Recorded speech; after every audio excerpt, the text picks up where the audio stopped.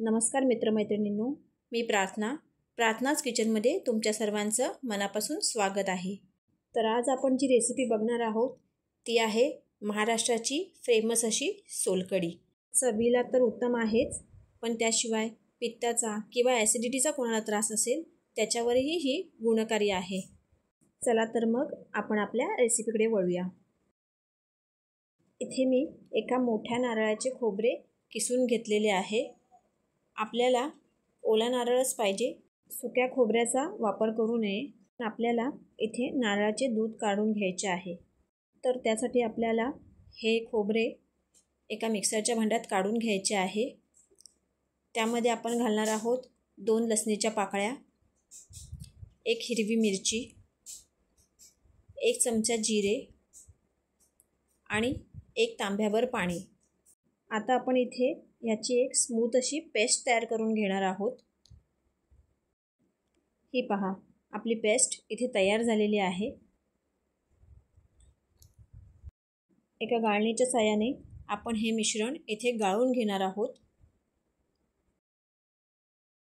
एका चमच्याच्या साहाय्याने मी इथे सर्व मिश्रण गाळून घेणार आहे। हे पहा, अशा प्रकारे, जेणेकरून या नारळाचा पूर्ण रस आपल्याला काढून घेता येईल। तर पुन्हा आपल्याला ही प्रक्रिया सेम करायची आहे। जे खोबरे आपण गाळणीने गाळून काढले होते ते पुन्हा या मिक्सरच्या भांड्यात घालायचे आहे, पण इथे पाणी आता तुम्हाला पेलावरच घालायचे आहे आणि पुन्हा एकदा वाटून घ्यायचे आहे। वाटून झाल्यावर आपण पुन्हा एकदा हे मिश्रण गाळून घेणार आहोत आणि पुन्हा त्याचा रस काढून घेणार आहोत। 2 वेळा आपण इथे खोबऱ्याचा रस काढून घेतलेला आहे।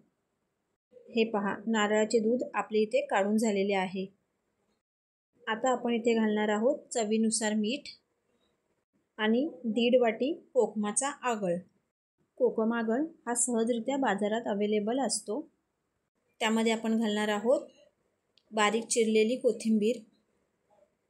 आता आपल्याला हे मिश्रण इथे नीट ढवळून घ्यायचे आहे। अशा प्रकारे सोलकढीचे सेवन केल्यास जड जेवण आपल्याला सहजरित्या पचवता येते। जास्त मेहनत न करता अगदी सहजरित्या आपल्या घरातल्या वस्तूंमध्येच आपण ही सोलकढी बनवू शकतो।